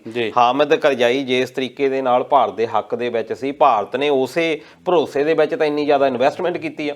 ਉੱਥੇ ਦਾ ਜਿਹੜਾ ਪਾਰਲੀਮੈਂਟ ਹਾਊਸ ਆ ਉਹ ਭਾਰਤ ਦੇ ਪੈਸਿਆਂ ਦੇ ਨਾਲ ਲੱਗਾ ਹੋਇਆ, ਤੇ ਨਰਿੰਦਰ ਮੋਦੀ ਉਹਦਾ ਉਦਘਾਟਨ ਕਰਕੇ ਆਏ ਆ। ਫਿਰ ਉਸੇ ਜਿਹੜੀਆਂ ਕੁਰਸੀਆਂ ਦੇ ਉੱਤੇ ਜਿਹਦਾ ਉਦਘਾਟਨ ਤੇ ਪੈਸਾ ਭਾਰਤ ਦਾ ਲੱਗਾ ਆ, ਉੱਥੇ ਤਾਲੀਬਾਨ ਬੈਠਾ ਜਾ ਕੇ। ਉੱਥੇ ਦੇ ਜਿਹੜੇ ਡੈਮ ਜਿਹੜੇ ਬਣੇ ਆ ਪਿਛਲੇ ਕਈ ਸਾਲਾਂ ਤੋਂ, ਉਹਦੇ ਵਿੱਚ ਭਾਰਤ ਨੇ ਬਹੁਤ ਜ਼ਿਆਦਾ ਇਨਵੈਸਟਮੈਂਟ ਕੀਤੀ ਆ। ਹੁਣ ਬਹੁਤ ਵੱਡਾ ਇੱਕ ਜਿਹੜਾ ਵਪਾਰ ਸੀ ਅਫਗਾਨਿਸਤਾਨ ਦੇ ਨਾਲ, ਇਸੇ ਕਰਕੇ ਇਸ ਵੇਲੇ ਸਭ ਤੋਂ ਵੱਡਾ ਨੁਕਸਾਨ ਸ਼ਾਇਦ ਭਾਰਤ ਦਾ ਹੋਇਆ। ਭਾਵੇਂ ਕਿ ਤਾਲੀਬਾਨ ਨੇ ਕਿਹਾ ਆ ਕਿ ਸਾਡੇ ਜਿਹੜੇ ਹਿੱਤ ਆ ਉਹ ਅਸੀਂ ਦੇਖਾਂਗੇ ਕਿ ਕਿਹੜੇ ਦੇਸ਼ ਨੇ ਸਾਡੇ ਤੇ ਇਨਵੈਸਟਮੈਂਟ ਕੀਤੀ ਆ, ਅਸੀਂ ਚਾਹਾਂਗੇ ਹੋਰ ਵੀ ਇਨਵੈਸਟਮੈਂਟ ਹੋਵੇ। ਹੁਣ ਦੂਜਾ ਇਹ ਹੈਗਾ ਕਿ ਤਾਲੀਬਾਨ ਆਪਣੇ ਪਹਿਲੀਆਂ ਗਲਤੀਆਂ ਤੋਂ ਜ਼ਰੂਰ ਸਿੱਖਿਆ ਹੋਵੇਗਾ। ਹੁਣ ਜਿਸ ਤਰੀਕੇ ਦੇ ਨਾਲ 21 ਸਾਲ ਉਹਨਾਂ ਨੇ ਵੀ ਸੰਤਾਪ ਇਹ ਝੱਲਿਆ ਕਿ ਇੱਕ ਸੱਤਾ ਦੇ ਵਿੱਚੋਂ ਨਿਕਲ ਗਿਆ, ਉਹਨਾਂ ਦੀ ਵੀ ਇੱਕ ਹੁਣ ਇਹ ਕਮਜ਼ੋਰੀ ਬਣ ਚੁੱਕੀ ਆ ਜਾਂ ਮਜਬੂਰੀ ਬਣ ਚੁੱਕੀ ਆ ਕਿ ਅਸੀਂ ਬਾਕੀ ਦੇਸ਼ਾਂ ਨੂੰ ਨਾਲ ਲੈ ਕੇ ਚੱਲੀਏ। ਜੇ ਅਸੀਂ ਨਾ ਚੱਲੇ ਤਾਂ ਫਿਰ ਉਹੀ ਹਾਲਾਤ ਸ਼ਾਇਦ ਬਣ ਜਾਣ। ਪਰ ਦਲਜੀਤ ਜੀ, ਜਿਸ ਤਰੀਕੇ ਨਾਲ ਤੁਸੀਂ ਕਹਿ ਰਹੇ ਹੋ ਕਿ ਭਾਰਤ ਦੀਆਂ ਮੁਸ਼ਕਲਾਂ ਵੱਧ ਗਈਆਂ ਜਾਂ ਭਾਰਤ ਨੇ ਇੰਨਾ ਪੈਸਾ ਲਾਇਆ ਸੀ, ਉਹ ਇੱਕ ਤਰੀਕੇ ਨਾਲ ਉਹਦੇ ਵਿੱਚੋਂ ਕੁਝ ਨਹੀਂ ਨਿਕਲਦਾ ਵਾਪਸ ਆ ਰਿਹਾ। ਪਰ ਭਾਰਤ ਦੀ ਜਿਹੜੀ ਪਿਛਲੇ ਦਿਨਾਂ 'ਚ ਜੋ ਕੁਝ ਅਫਗਾਨ 'ਤੇ ਹੋਇਆ, ਉਹਦੇ ਦੌਰਾਨ ਜਿਹੜੀ ਭਾਰਤ ਦੀ ਚੁੱਪੀ ਆ, ਕਿਉਂਕਿ ਜੇਕਰ ਆਪਾਂ PM ਮੋਦੀ ਹੋਣਾ ਦੀ ਗੱਲ ਕਰੀਏ ਤਾਂ ਉਹਨਾਂ ਨੇ 15 ਅਗਸਤ ਵਾਲੇ ਦਿਨ ਵੀ ਕਿਸੇ ਵੀ ਤਰੀਕੇ ਦਾ ਕੋਈ ਗੱਲਬਾਤ ਨਹੀਂ ਕੀਤੀ, ਜਾਂ ਹੁਣ ਉਸ ਤੋਂ ਬਾਅਦ ਵੀ ਲਗਾਤਾਰ ਉਹਨਾਂ ਵੱਲੋਂ ਕੋਈ ਗੱਲਬਾਤ ਨਹੀਂ ਇੱਥੇ ਆ ਰਹੀ। ਤੁਹਾਨੂੰ ਲੱਗਦਾ ਨਹੀਂ ਕਿ ਭਾਰਤ ਦੀ ਚੁੱਪੀ ਇਹਦੇ ਕਾਰਨ ਕੀ ਮੰਨਦੇ ਹੋ ਤੁਸੀਂ? ਨਹੀਂ, ਇਹ ਮੈਨੂੰ ਲੱਗਦਾ ਵੀ ਸ਼ਾਇਦ ਸਹੀ ਕੀਤਾ ਹੋਵੇ ਕਿ ਉਹ ਚੁੱਪਿਆ ਇਸ ਵੇਲੇ ਤੱਕ, ਕਿਉਂਕਿ ਇਹਨਾਂ ਦੀ ਸਿੱਧੀ ਇਨਵੋਲਵਮੈਂਟ ਸੀ ਅਸ਼ਰਫ ਗਨੀ ਗਵਰਨਮੈਂਟ ਦੇ ਨਾਲ। ਈਵਨ ਕਿ ਇਹਨਾਂ ਨੇ ਬਹੁਤ ਜ਼ਿਆਦਾ ਪੈਸਾ ਉਹਨਾਂ ਨੂੰ ਦਿੱਤਾ ਸੀ, ਫੌਜੀ ਸਾਜੋ ਸਮਾਨ ਵੀ ਦਿੱਤਾ ਸੀ ਕਿ ਤੁਸੀਂ ਤਾਲੀਬਾਨ ਦੇ ਨਾਲ ਲੜੋ। ਫਿਰ ਹੁਣ ਤੁਸੀਂ ਭਾਰਤ ਦੀ ਅਪਰੋਚ ਕਿਸ ਤਰੀਕੇ ਨਾਲ ਦੇਖਦੇ ਹੋ? ਹਾਂਜੀ, ਅਪਰੋਚ ਇੱਥੇ ਇਹੀ ਆ ਕਿ ਸਭ ਤੋਂ ਪਹਿਲਾਂ ਤਾਂ ਧੋਖਾ ਸਭ ਤੋਂ ਵੱਡਾ ਅਮਰੀਕਾ ਨੇ ਭਾਰਤ ਨੂੰ ਦਿੱਤਾ, ਜਿਹਨੂੰ ਦੱਸਿਆ ਹੀ ਨਹੀਂ ਗਿਆ ਕਿ ਅਸੀਂ ਇੱਥੋਂ ਇਸ ਤਰੀਕੇ ਦੇ ਨਾਲ ਵਾਪਸੀ ਕਰਨੀ ਆ। ਕਿਉਂਕਿ ਕਿਹਾ ਤਾਂ ਇਹ ਗਿਆ ਸੀ ਕਿ 11 ਸਤੰਬਰ ਤੱਕ ਅਸੀਂ ਵਾਪਸੀ ਕਰਨੀ ਆ। ਉਸ ਤੋਂ ਬਾਅਦ ਇਹ ਵੀ ਕਿਹਾ ਸੀ ਕਿ ਅਸੀਂ ਇੱਥੇ ਦਾ ਸਿਸਟਮ ਬਿਲਕੁਲ ਸਹੀ ਕਰਕੇ ਜਾਵਾਂਗੇ, ਅਸੀਂ ਜਿਹੜੇ ਬਾਕੀ ਦੇ ਦੇਸ਼ਾਂ ਦੇ ਹੈਗੇ ਇੱਥੇ ਉਹਨਾਂ ਨੂੰ ਸਾਰਿਆਂ ਨੂੰ ਵਧੀਆ ਤਰੀਕੇ ਦੇ ਨਾਲ ਸਿਕਿਉਰਿਟੀ ਮੁਹੱਈਆ ਕਰਵਾਵਾਂਗੇ। ਇਹ ਪਹਿਲਾਂ ਵਾਅਦੇ ਕੀਤੇ ਸੀ। ਜੇ ਇਸ ਤਰੀਕੇ ਦੇ ਨਾਲ ਭੱਜਾ, ਤਾਲੀਬਾਨ ਨੇ ਕੁਝ ਕੁ ਦਿਨਾਂ ਦੇ ਵਿੱਚ ਇਹ ਕਬਜ਼ਾ ਕਰ ਲਿਆ। ਭਾਰਤ ਦਾ ਇਸੇ ਸ਼ੌਕ ਦੇ ਵਿੱਚ ਆ ਵੀ ਇਹ ਵਰਤਿਆ ਕਿ ਇਹਨਾਂ ਨੂੰ ਤਾਂ ਆਪਣੀ ਫਿਕਰ ਪਈ ਆ ਕਿ ਆਪਣੇ ਅਸੀਂ ਨਾਗਰਿਕ ਕਿੱਦਾਂ ਕੱਢਣੇ ਆ। ਹੁਣ ਤੱਕ ਅਜੇ ਵੀ ਸਾਡੇ ਹਜ਼ਾਰਾਂ ਜਿਹੜੇ ਲੋਕ ਆ ਉੱਥੇ ਫਸੇ ਹੋਏ ਆ। ਸਭ ਤੋਂ ਵੱਡੀ ਚਿੰਤਾ ਸਾਡੇ ਹਿੰਦੂ ਤੇ ਮੁਸਲਮਾਨ ਭਾਈਚਾਰੇ ਦੀ, ਉਹ ਜਿਹੜੇ ਘੱਟ ਗਿਣਤੀ ਦੇ ਫਿਰਕ ਹੈ, ਕਿਉਂਕਿ ਪਹਿਲਾਂ ਵੀ ਤਾਲੀਬਾਨ ਨੇ ਬਹੁਤ ਉਹਨਾਂ ਦਾ ਜੀਣਾ ਜਿਹੜਾ ਖਰਾਬ ਕੀਤਾ ਸੀ। ਹੁਣ ਉਹਨਾਂ ਨੂੰ ਬਹੁਤ ਜ਼ਿਆਦਾ ਡਰ ਆ, ਤੇ ਭਾਰਤ ਗੌਰਮੈਂਟ ਚਾਹੁੰਦੀ ਆ ਕਿ ਅਸੀਂ ਕੋਈ ਇੱਦਾਂ ਦਾ ਬਿਆਨ ਦੇ ਦਈਏ ਜਿਹੜਾ ਕਿ ਸਾਡੇ ਉਹ ਲੋਕਾਂ ਦੇ ਹਿੱਤਾਂ ਦੇ ਵਿੱਚ ਨਾ ਹੋਵੇ। ਦੂਜੀ ਹੈ ਕਿ ਹੁਣ ਤਾਲੀਬਾਨ ਤਾਂ ਉੱਥੇ ਆ ਗਿਆ, ਸਾਡੀ ਇਨਵੈਸਟਮੈਂਟ ਉੱਥੇ ਬਹੁਤ ਜ਼ਿਆਦਾ ਹੋਈ ਆ। ਇਸ ਵੇਲੇ ਜਿਹੜੀ ਸਾਨੂੰ ਲੋੜ ਆ ਤਾਲੀਬਾਨ ਦੀ, ਨਾ ਕਿ ਤਾਲੀਬਾਨ ਨੂੰ ਭਾਰਤ ਦੀ। ਇਸ ਕਰਕੇ ਇਹ ਹੁਣ ਰਾਹ ਲੱਭ ਰਹੇ ਆ ਕਿ ਕਿਸੇ ਤਰੀਕੇ ਦੇ ਨਾਲ ਤਾਲੀਬਾਨ ਦੇ ਨਾਲ ਹੁਣ ਨੇੜਤਾ ਬਣਾਈ ਜਾਵੇ। ਜਿਸ ਤਰੀਕੇ ਨਾਲ ਤੁਸੀਂ ਕਹਿ ਰਹੇ ਹੋ ਕਿ ਤਾਲੀਬਾਨ ਨੂੰ ਸਾਡੀ ਲੋੜ ਨਹੀਂ ਆ, ਭਾਰਤ ਨੂੰ ਤਾਲੀਬਾਨ ਦੀ ਲੋੜ ਆ, ਪਰ ਜਿਸ ਤਰੀਕੇ ਪਹਿਲਾਂ ਭਾਰਤ ਜਿਹੜਾ ਅਮਰੀਕਾ ਦੇ ਪੱਲੜੇ 'ਚ ਤੁਲਦਾ ਰਿਹਾ ਆ, ਤਾਲੀਬਾਨ ਦੀ ਖਿਲਾਫਤ ਕਰਦਾ ਰਿਹਾ, ਹੁਣ ਇਸ ਤਰੀਕੇ ਨਾਲ ਉਹਦੀ ਅਪਰੋਚ ਕਾਫੀ ਮੁਸ਼ਕਲ ਹੋਣ ਵਾਲੀ ਆ ਆਉਣ ਵਾਲੇ ਸਮੇਂ। ਪਰ ਇਹਦੇ ਵਿੱਚ ਦੇਖੋ, ਜਦੋਂ ਜਿਹੜਾ ਪੋਲਿਟਿਕਸ ਹੁੰਦੀ ਹੈ, ਇਹਦੇ ਵਿੱਚ ਨਾ ਕੋਈ ਸਕਾ ਹੁੰਦਾ ਤੇ ਨਾ ਹੀ ਤੁਹਾਡਾ ਕੋਈ ਵਿਰੋਧੀ ਹੁੰਦਾ। ਇਹਦੇ ਵਿੱਚ ਤਾਂ ਇਹ ਆ ਕਿ ਤੁਹਾਡੇ ਹਿੱਤ ਕਿੱਥੇ ਆ। ਹੁਣ ਤੁਸੀਂ ਦੇਖੋਗੇ, ਹੁਣ ਤੱਕ ਸਾਡੇ ਰਸ਼ੀਆ ਦੇ ਨਾਲ ਇੰਨੇ ਵਧੀਆ ਸੰਬੰਧ ਰਹੇ ਆ। ਅਸੀਂ ਰਸ਼ੀਆ ਦੇ ਉਲਟ ਜਾ ਕੇ ਅਫਗਾਨਿਸਤਾਨ ਦੇ ਮਾਮਲੇ ਦੇ ਵਿੱਚ ਆਪਣੀ ਵਿਦੇਸ਼ ਨੀਤੀ ਜਿਹੜੀ ਕਿ ਜਵਾਹਰ ਲਾਲ ਨਹਿਰੂ ਤੋਂ ਵੇਲੇ ਤੋਂ ਰਸ਼ੀਆ ਦੇ ਹੱਕ ਦੇ ਵਿੱਚ ਭੁਗਤਦੀ ਸੀ, ਉਹ ਅਸੀਂ ਇੱਕਦਮ ਹੀ ਚੇਂਜ ਕਰ ਲਈ। ਅਸੀਂ ਆਪਣੇ ਹਿੱਤ ਬਿਲਕੁਲ ਹੀ ਜਿੱਦਾਂ ਕਹਿ ਲਓ ਕਿ ਅਮਰੀਕਾ ਨੂੰ ਸੌਂਪ ਦਿੱਤੇ। ਉਹਦਾ ਇੱਕੋ ਇੱਕ ਕਾਰਨ ਸੀ ਕਿ ਅਸੀਂ ਜਿਹੜਾ ਆ ਉੱਥੇ ਤਾਲੀਬਾਨ ਨੂੰ ਖਤਮ ਕਰਨਾ, ਕਿਉਂਕਿ ਸਾਡੇ ਹਿੱਤਾਂ ਵਿੱਚ ਨਹੀਂ ਸੀ। ਹੁਣ ਜਦੋਂ ਸਾਨੂੰ ਲੱਗਦਾ ਕਿ ਸਾਡੇ ਹੁਣ ਹਿੱਤ ਬਚਾਉਣ ਦੇ ਲਈ ਤਾਲੀਬਾਨ ਦੇ ਨਾਲ ਸਾਡਾ ਕੋਈ ਸਮਝੌਤਾ ਬਣਦਾ, ਤਾਂ ਸ਼ਾਇਦ ਇਹਦੇ ਲਈ ਹੁਣ ਇੰਡੀਅਨ ਗਵਰਨਮੈਂਟ ਵੀ ਆਪਣੀ ਵਿਦੇਸ਼ ਨੀਤੀ 'ਚ ਫੇਰ ਚੇਂਜ ਲਿਆਉਂਗੀ। ਜੇ ਦਲਜੀਤ ਜੀ ਆਪਾਂ ਦੁਬਾਰਾ ਤਾਲੀਬਾਨ ਵੱਲ ਜਾਈਏ, ਤਾਲੀਬਾਨ ਦੀ ਗੱਲ ਕਰੀਏ, ਤਾਂ ਜੋ ਇਸ ਵੇਲੇ ਉਹਨਾਂ ਦੀ ਅਪਰੋਚ ਉਹ ਦੁਨੀਆ ਸਾਹਮਣੇ ਰੱਖ ਰਹੇ ਆ, ਕਿਉਂਕਿ ਇਸ ਤੋਂ ਪਹਿਲਾਂ ਜਦੋਂ ਵੀ ਤਾਲੀਬਾਨ ਪਾਵਰ ਦੇ ਵਿੱਚ ਆਇਆ ਤਾਂ ਉਹ ਬਹੁਤ ਜ਼ਿਆਦਾ ਕੱਟੜਪੰਥੀ ਮੰਨਿਆ ਜਾ ਰਿਹਾ ਸੀ, ਬਹੁਤ ਜ਼ਿਆਦਾ ਸਖਤੀ ਕੀਤੀ ਜਾ ਰਹੀ ਸੀ। ਜੇਕਰ ਆਪਾਂ ਬੱਚਿਆਂ ਦੀ ਗੱਲ ਕਰੀਏ, ਬੱਚੀਆਂ ਦੀ ਗੱਲ ਕਰੀਏ ਜਾਂ ਔਰਤਾਂ ਦੀ ਗੱਲ ਕਰੀਏ, ਤਾਂ ਉਹਨਾਂ ਨੂੰ ਬਹੁਤ ਜ਼ਿਆਦਾ ਆਜ਼ਾਦੀ ਨਹੀਂ ਸੀ ਦਿੱਤੀ ਜਾਂਦੀ, ਉਹਨਾਂ ਨੂੰ ਪੜ੍ਹਨ ਦਾ ਹੱਕ ਨਹੀਂ ਸੀ ਦਿੱਤਾ ਜਾਂਦਾ, ਉਹਨਾਂ ਨੂੰ ਕੰਮ ਕਰਨ ਦਾ ਹੱਕ ਨਹੀਂ ਸੀ ਦਿੱਤਾ ਜਾਂਦਾ। ਪਰ ਇਸ ਵਾਰ ਜਦੋਂ ਤਾਲਿਬਾਨ ਆਇਆ ਹੈ ਦੁਬਾਰਾ ਕਾਬਜ ਹੋਇਆ ਤੇ ਉਹਦੇ ਵੱਲੋਂ ਇਹ ਦਰਸਾਇਆ ਜਾਣਾ ਕਿ ਅਸੀਂ ਔਰਤਾਂ ਨੂੰ ਅੱਗੇ ਵਾਂਗੂ ਨਹੀਂ ਕਰਾਂਗੇ, ਅੱਗੇ ਵਾਂਗੂ ਟਰੀਟ ਨਹੀਂ ਕਰਾਂਗੇ, ਉਹਨਾਂ ਨੂੰ ਹੱਕ ਦੇਵਾਂਗੇ। ਇੱਦਾਂ ਦੇ ਵੀ ਬਿਆਨ ਦਿੱਤੇ ਗਏ ਕਿ ਔਰਤਾਂ ਨੂੰ ਅਸੀਂ ਵੈਲਕਮ ਕਰਾਂਗੇ ਜੇ ਉਹ ਸਾਡੀ ਸਰਕਾਰ 'ਚ ਆਉਂਦੀਆਂ, ਸਾਡੇ ਨਾਲ ਰਲ ਕੇ ਸਰਕਾਰ ਚਲਾਉਣ। ਤੁਹਾਨੂੰ ਲੱਗਦਾ ਕਿ ਜਿਹੜੀ ਇਹ ਸੋਚ ਦਰਸਾਈ ਜਾ ਰਹੀ ਆ ਇਹ ਐਗਜ਼ੀਕਿਊਟ ਵੀ ਇਦਾਂ ਹੀ ਹੋਊਗੀ? ਦੇਖੋ, ਇਹ ਜਿੱਦਾਂ ਪਹਿਲਾਂ ਦੱਸਿਆ ਕਿ ਅਸਲ ਦੇ ਵਿੱਚ ਉਹ ਇਸਲਾਮਿਕ ਸੋਚ ਆ ਜੀ, ਜਿਹੜੀ ਉਹਨਾਂ ਦੀ ਕੋਰ ਆ ਜੀ। ਸੋਚ। ਸਾਊਦੀ ਅਰਬ ਨੇ ਇਸੇ ਕਰਕੇ ਕਿਹਾ ਸੀ ਕਿ ਇਹਨਾਂ ਨੇ ਸ਼ਰੀਅਤ ਜਿਹੜੀ ਲਾਗੂ ਉੱਥੇ ਕਰਨੀ ਆ, ਤੇ ਇਸ ਕਰਕੇ ਉਹਨਾਂ ਨੇ ਪੈਸਾ ਇੰਨਾ ਜ਼ਿਆਦਾ ਦਿੱਤਾ ਸੀ। ਹੁਣ ਵੀ ਇਹਨਾਂ ਦੇ ਜਿਹੜੇ ਕਾਨੂੰਨ ਹੋਣਗੇ, ਤੁਸੀਂ ਇਹ ਦੇਖੋ ਕਿ ਜਦੋਂ ਉਹਨਾਂ ਨੇ ਗੱਲਾਂ ਬਾਤਾਂ ਕੀਤੀਆਂ, ਜਿਹੜੀ ਪ੍ਰੈਸ ਕਾਨਫਰੰਸ ਦੀ ਤੁਸੀਂ ਗੱਲ ਕਰਦੇ ਆ, ਉਹਦੇ ਵਿੱਚ ਉਹਨਾਂ ਨੇ ਇਹ ਤਾਂ ਜ਼ਰੂਰ ਕਿਹਾ ਵੀ ਅਸੀਂ ਉਹਨਾਂ ਦੀ ਸ਼ਮੂਲੀਅਤ ਕਰਾਂਗੇ, ਪਰ ਨਾਲ ਦੀ ਨਾਲ ਉਹਨਾਂ ਨੇ ਕਿਹਾ ਕਿ ਅਸੀਂ ਜਿਹੜੇ ਇਸਲਾਮਿਕ ਰੂਲਸ ਆ ਅਸੀਂ ਉਹਨਾਂ ਦੇ ਨਾਲ ਕੋਈ ਸਮਝੌਤਾ ਨਹੀਂ ਕਰਾਂਗੇ। ਖਾਸ ਤੌਰ ਤੇ ਜਦੋਂ ਉਹਨਾਂ ਨੂੰ ਸਵਾਲ ਪੁੱਛਿਆ ਗਿਆ ਵੀ ਪ੍ਰੈਸ ਦੀ ਆਜ਼ਾਦੀ ਬਾਰੇ ਕੀ ਸਵਾਲ ਹੈ, ਉਹ ਕਹਿੰਦੇ ਵੀ ਪ੍ਰੈਸ ਆਪਣਾ ਕੰਮ ਕਰੂਗੀ, ਪਰ ਸ਼ਰੀਅਤ ਦੇ ਕਾਨੂੰਨਾਂ ਦੇ ਵਿੱਚ ਇਹਨਾਂ ਦੀ ਦਖਲਅੰਦਾਜ਼ੀ ਅਸੀਂ ਨਹੀਂ ਬਰਦਾਸ਼ਤ ਕਰਾਂਗੇ। ਇਹਦਾ ਮਤਲਬ ਕੀ ਆ ਕਿ ਉਹਦੇ ਵਿੱਚ ਉਹ ਪੁਰਾਣੇ ਰੂਲਸ ਦੇ ਵਿੱਚ ਕੋਈ ਪ੍ਰੈਸ ਇਦਾਂ ਦਾ ਕੰਮ ਕਰੂਗਾ ਉਹਨੂੰ ਸਜ਼ਾ ਮਿਲੂਗੀ। ਫਿਰ ਉਹਨਾਂ ਨੇ ਕਿਹਾ ਕਿ ਅਸੀਂ ਭਾਈਵਾਲੀ ਔਰਤਾਂ ਨੂੰ ਜ਼ਰੂਰ ਦੇਵਾਂਗੇ, ਪਰ ਨਾਲ ਦੀ ਨਾਲ ਅਸੀਂ ਜਿਹੜੇ ਇਸਲਾਮਿਕ ਸਾਡੀਆਂ ਕਦਰਾਂ ਕੀਮਤਾਂ ਸੀ ਉਹਨਾਂ ਦਾ ਵੀ ਖਿਆਲ ਰੱਖਾਂਗੇ। ਇਹਦਾ ਮਤਲਬ ਕੀ ਆ ਕਿ ਜੇ ਉੱਥੇ ਔਰਤਾਂ ਚੁਣ ਕੇ ਆਉਂਦੀਆਂ ਵੀ ਆ ਫਿਰ ਉਹਨਾਂ ਨੂੰ ਬੁਰਕੇ ਦੇ ਵਿੱਚ ਹੀ ਰਹਿਣਾ ਪੈਣਾ। ਤੁਹਾਨੂੰ ਪਤਾ ਹੀ ਨਹੀਂ ਹੋਣਾ ਕਿ ਉੱਥੇ ਕੌਣ ਬੈਠਾ ਆ। ਫਿਰ ਉਹਨਾਂ ਨੂੰ ਕਹਿਣ ਦਾ ਹੱਕ ਕਿੰਨਾ ਕਿ ਇਹ ਤਾਂ ਆਉਣ ਵਾਲੇ ਹੁਣ ਦਿਨਾਂ 'ਚ ਪਤਾ ਲੱਗਣਾ, ਕਿਉਂਕਿ ਹੁਣ ਇਸ ਵੇਲੇ ਜਿੱਦਾਂ ਪਹਿਲਾਂ ਵੀ ਕਿਹਾ ਕਿ ਉਹਨਾਂ ਦੇ ਅਸੂਲ ਤਾਂ ਕੁਛ ਹੋ ਰਿਹਾ, ਪਰ ਹੁਣ ਦੁਨੀਆ ਦੇ ਨਾਲ ਮਿਲ ਕੇ ਚੱਲਣ ਦੇ ਲਈ, ਕਿਉਂਕਿ ਕੋਈ ਵੀ ਦੇਸ਼ ਦੁਨੀਆ ਦੇ ਵਿੱਚ ਹੁਣ ਇਕੱਲਾ ਨਹੀਂ ਚੱਲ ਸਕਦਾ। ਕਿਉਂਕਿ ਇੱਥੇ ਗੱਲ ਗੌਰ ਕਰਨ ਵਾਲੀ ਦਲਜੀਤ ਜੀ ਇਹ ਵੀ ਆ ਕਿ ਬਿਆਨ ਤਾਂ ਬੇਸ਼ੱਕ ਤਾਲਿਬਾਨ ਦੇ ਲੀਡਰਾਂ ਵੱਲੋਂ ਦਿੱਤੇ ਗਏ ਕਿ ਅਸੀਂ ਔਰਤਾਂ ਨੂੰ ਹੱਕ ਦੇਵਾਂਗੇ, ਪਰ ਜੇ ਤਾਲਿਬਾਨ ਦੇ ਫੋਲੋਅਰਸ ਦੀ ਗੱਲ ਕਰੀਏ ਤਾਂ ਉਹਨਾਂ ਦੀ ਬਹੁਤਾਤ ਵੀ ਬਹੁਤ ਜ਼ਿਆਦਾ ਆ, ਜਿਹੜੇ ਪਹਿਲਾਂ ਔਰਤ ਨੂੰ ਇਸ ਤਰੀਕੇ ਨਾਲ ਟਰੀਟ ਕਰਦੇ ਰਹੇ ਕਿ ਉਹਨੂੰ ਪੜ੍ਹਨ ਦਾ ਵੀ ਹੱਕ ਤੱਕ ਨਹੀਂ ਦਿੱਤਾ ਗਿਆ। ਜੇ ਹੁਣ ਉਹ ਸਰਕਾਰ ਦੇ ਵਿੱਚ ਆਉਂਦੀਆਂ ਔਰਤਾਂ ਤਾਂ ਤੁਹਾਨੂੰ ਲੱਗਦਾ ਕਿ ਉਹ ਜਿਹੜੇ ਫੋਲੋਅਰਸ ਆ ਉਹ ਜਿਹੜਾ ਔਰਤ ਦਾ ਬਣਦਾ ਹੱਕ ਉਹਨੂੰ ਦੇਣਗੇ? ਦੇਖੋ, ਫੋਲੋਅਰਸ ਤੱਕ ਪਹਿਲਾਂ ਤਾਂ ਇਹ ਹੈ ਕਿ ਇੱਕ ਨਵਾਂ ਤੁਸੀਂ ਹੁਣ ਢਾਂਚਾ ਕਰਨਾ ਪੈਣਾ ਐਸਟੈਬਲਿਸ਼। ਜੇ ਇਸ ਢਾਂਚੇ ਨੂੰ ਦੇਖੋ ਤਾਲਿਬਾਨ ਛੱਡ ਕੇ ਗਿਆ, ਉਸ ਤੋਂ ਬਾਅਦ 21 ਸਾਲਾਂ ਦੇ ਵਿੱਚ ਅਮਰੀਕਾ ਨੇ ਜਿਹੜਾ ਉੱਥੇ ਢਾਂਚਾ ਗਵਰਨਮੈਂਟ ਦਾ ਬਣਾਇਆ ਸੀ। ਹੁਣ ਆਪਣੇ ਦੇਖੋ ਕਿ ਮੋਦੀ ਸਰਕਾਰ ਆ, ਮੋਦੀ ਸਰਕਾਰ ਤੋਂ ਬਾਅਦ ਸਟੇਟ ਦੀ ਗਵਰਨਮੈਂਟ ਆ, ਸਟੇਟ ਗਵਰਨਮੈਂਟ ਤੋਂ ਬਾਅਦ ਜ਼ਿਲ੍ਹੇ ਦੇ DC ਵਗੈਰਾ ਆ, ਪ੍ਰਸ਼ਾਸਨਿਕ ਅਧਿਕਾਰੀ ਆ, ਫਿਰ ਉਸ ਤੋਂ ਬਾਅਦ ਮੇਅਰ ਆ, ਕੌਂਸਲ ਆ, ਥੱਲੇ ਪੰਚ ਆ, ਸਰਪੰਚ ਆ, ਇੱਕ ਢਾਂਚਾ ਆ ਬਣਿਆ ਹੋਇਆ। ਹੁਣ ਇਹ ਢਾਂਚਾ ਇਸ ਤਰੀਕੇ ਦੇ ਨਾਲ ਬਣਾਉਂਦੇ ਆ। ਹੁਣ ਇਹ ਜਿਹੜਾ ਬੁਲਾਰਾ ਸੀ ਉਹਨੇ ਤਾਂ ਇਹ ਗੱਲ ਕਹਿ ਦਿੱਤੀ ਕਿ ਅਸੀਂ ਇੱਦਾਂ ਕਰਾਂਗੇ, ਪਰ ਉਹਦੀ ਗੱਲ ਜਿਹੜਾ ਦੂਰ ਦੁਰਾਡੇ ਇੱਕ ਪਿੰਡ ਦੇ ਪੰਚ ਤੱਕ ਇਹ ਗੱਲ ਪਹੁੰਚੂਗੀ। ਉਹਦੇ ਲਈ ਤਾਂ ਇਹ ਹੈ ਕਿ ਉਹਨੂੰ ਇੱਕੋ ਹੀ ਖਬਰ ਮਿਲੀ ਆ ਕਿ ਤਾਲਿਬਾਨ ਉੱਥੇ ਉੱਪਰ ਤੱਕ ਆ ਚੁੱਕਾ। ਹੁਣ ਇੱਥੇ ਤੁਸੀਂ ਇਹ ਦੇਖੋ ਕਿ ਤਾਲਿਬਾਨ ਨੇ ਉਹ ਜਿਹੜੀ ਗੱਲ ਦਿੱਤੀ ਆ ਕਿ ਉਹਨਾਂ ਤੱਕ ਉਹਨਾਂ ਦੀ ਪਹੁੰਚ ਹੈ, ਇਹ ਸਭ ਤੋਂ ਵੱਡਾ ਇੱਕ ਮੁੱਦਾ ਬਣਦਾ।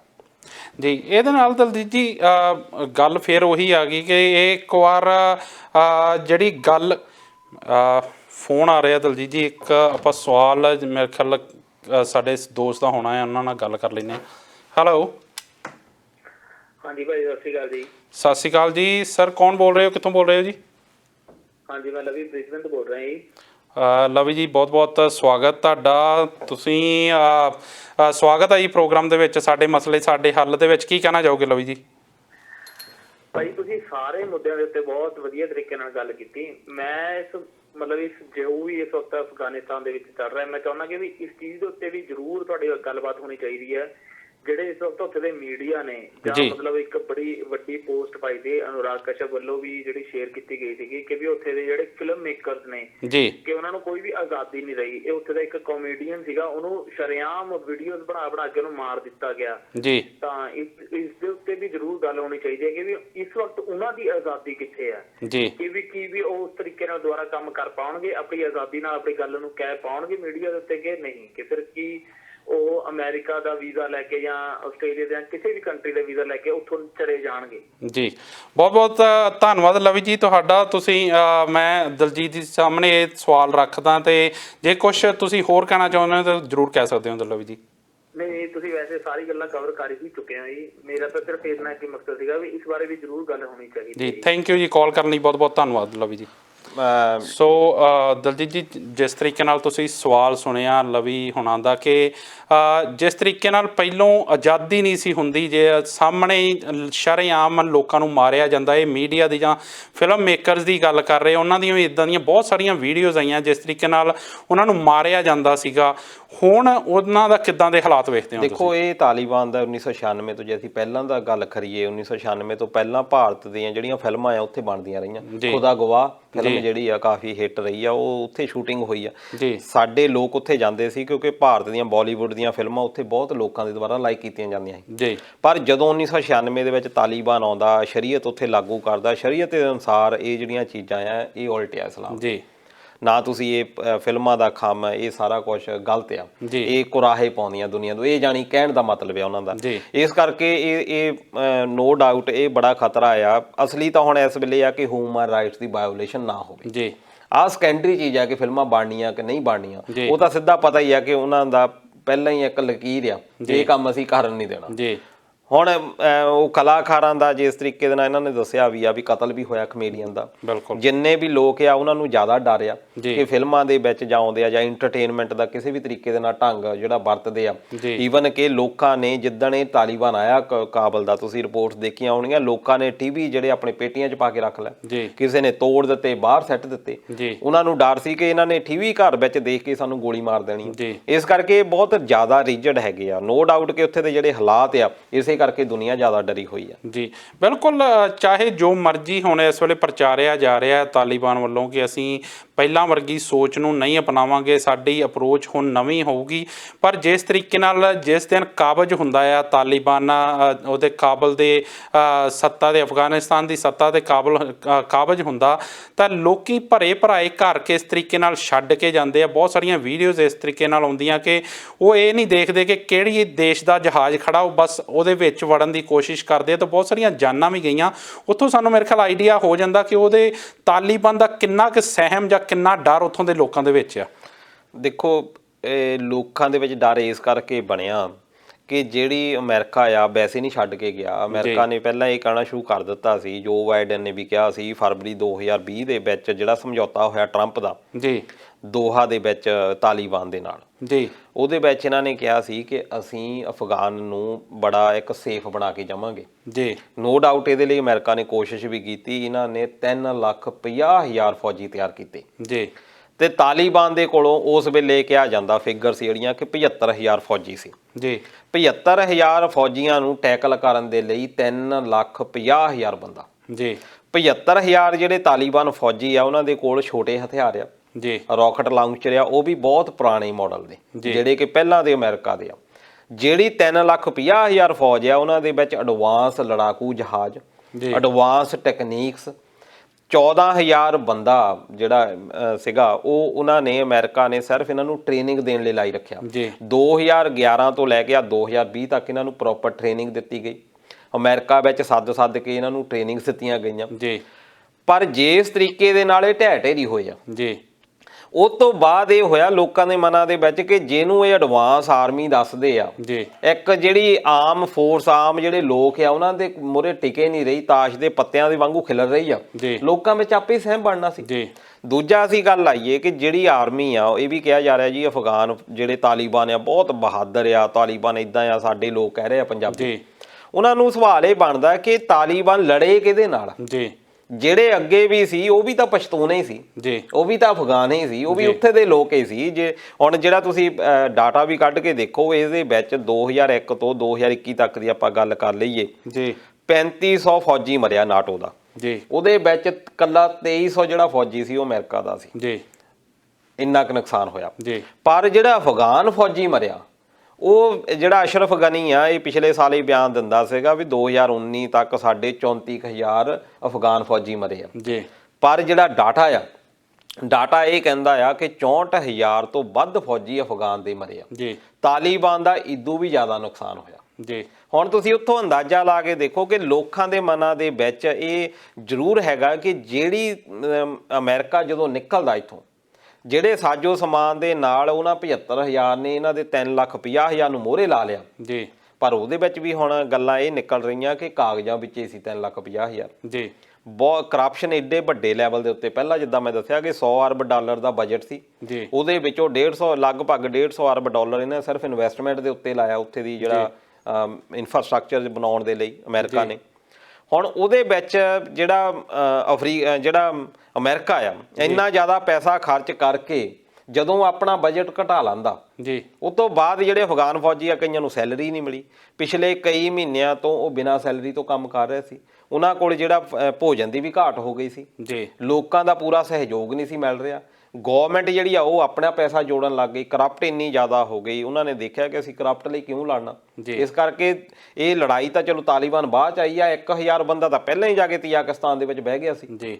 ਇਹ ਗੱਲਾਂ ਇਦਾਂ ਦੀਆਂ ਸੀ ਕਿ ਜਿਨ੍ਹਾਂ ਦੇ ਨਾਲ ਲੋਕਾਂ ਦਾ ਹੌਸਲਾ ਟੁੱਟ ਗਿਆ ਜੀ, ਲੋਕਾਂ ਦੇ ਮਨਾਂ ਦੇ ਵਿੱਚ ਇਹ ਹੋ ਗਿਆ ਕਿ ਸਾਨੂੰ ਜਿਨ੍ਹਾਂ ਨੇ ਬਚਾਉਣਾ ਸੀ ਜੀ, ਉਹ ਤਾਂ ਪਹਿਲਾਂ ਹੀ ਢੇਰੀ ਢਾਹ ਕੇ ਬੈਠੇ ਆ ਜੀ, ਜੇ ਇਸ ਤਰੀਕੇ ਦੇ ਨਾਲ ਉੱਥੇ ਦੀ ਇੱਕ ਅਹਿਮ ਪਾਰਟੀ ਸੀ ਉਹਨੇ ਹੱਥ ਮਿਲਾ ਲਿਆ ਪਹਿਲਾਂ ਹੀ ਤਾਲੀਬਾਨ ਦੇ ਨਾਲ ਕਿ ਅਸੀਂ ਤੁਹਾਡੇ ਹੱਕ ਦੇ ਵਿੱਚ ਆ, ਲੋਕਾਂ ਨੇ ਤਾਂ ਇਹ ਦੇਖਣਾ ਸੀ ਕਿ ਸਾਡਾ ਜਿਹੜਾ ਜਿੱਧਰ ਨੂੰ ਹਵਾ ਚੱਲਦੀ ਆ ਜੀ, ਕਿ ਅਸੀਂ ਹੁਣ ਵਿਰੋਧ ਦੇ ਵਿੱਚ ਖੜੇ ਹੀ ਨਹੀਂ ਸਕਦੇ, ਜੀ, ਤੇ ਤਾਲੀਬਾਨ ਆਉਂਦਾ ਗਿਆ ਤੇ ਉਹ ਸਾਰੇ ਹਥਿਆਰ ਅਮਰੀਕਾ ਦੇ ਜਿੰਨੇ ਇਹਨਾਂ ਨੂੰ 3,50,000 ਲੋਕਾਂ ਨੂੰ ਦਿੱਤੇ ਸੀ ਜੀ, ਉਹ ਸਾਰਾ ਕੁਝ ਇਹਨਾਂ ਦੇ ਹਵਾਲੇ ਹੋ ਗਿਆ। ਬਿਲਕੁਲ।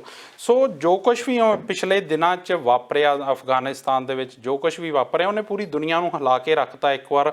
ਪੂਰੀ ਦੁਨੀਆ ਦੇ ਵਿੱਚ ਆਉਣ ਵਾਲੇ ਦਿਨਾਂ 'ਚ ਮੇਰੇ ਖਿਆਲ ਬਹੁਤ ਸਾਰੀ ਉਥਲ ਪੁਥਲ ਜਾਂ ਜਿਹੜੇ ਦੁਨੀਆ ਦੇ ਸਮੀਕਰਨ ਆ ਉਹ ਇਹਦੇ ਨਾਲ ਬਹੁਤ ਸਾਰੇ ਚੇਂਜ ਹੋਣਗੇ, ਤੇ ਜੋ ਕੁਝ ਵੀ ਹੋਊਗਾ ਉਹ ਆਉਣ ਵਾਲੇ ਸਮੇਂ 'ਚ ਆਪਾਂ ਨੂੰ ਪਤਾ ਲੱਗੂ ਕੀ ਕੁਝ ਸਾਹਮਣੇ ਹੁੰਦਾ, ਕਿਉਂਕਿ ਜੋ ਕੁਝ ਸਾਹਮਣੇ ਦਿਖਦਾ ਇਹਦੇ ਮਗਰ ਵੀ ਬਹੁਤ ਸਾਰੀਆਂ ਖੇਡਾਂ ਪਰਦੇ ਦੇ ਪਿੱਛੇ ਵੀ ਖੇਡੀਆਂ ਜਾਂਦੀਆਂ। ਜਿੱਦਾਂ ਤੁਸੀਂ ਦੱਸਿਆ ਕਿ ਬਹੁਤ ਸਾਰੇ ਦੇਸ਼ਾਂ ਦੇ ਆਪਣੇ ਛੁਪੇ ਮੰਤਵ ਹੁੰਦੇ ਆ, ਹਰੇਕ ਦੇਸ਼ ਆਪਣੇ ਨਜ਼ਰੀਏ ਨਾਲ ਇਸ ਚੀਜ਼ ਨੂੰ ਜਿਹੜੀ ਸਾਰੀ ਚੀਜ਼ ਕਾਰਵਾਈ ਆ ਇਹਨੂੰ ਦੇਖ ਰਿਹਾ ਆ।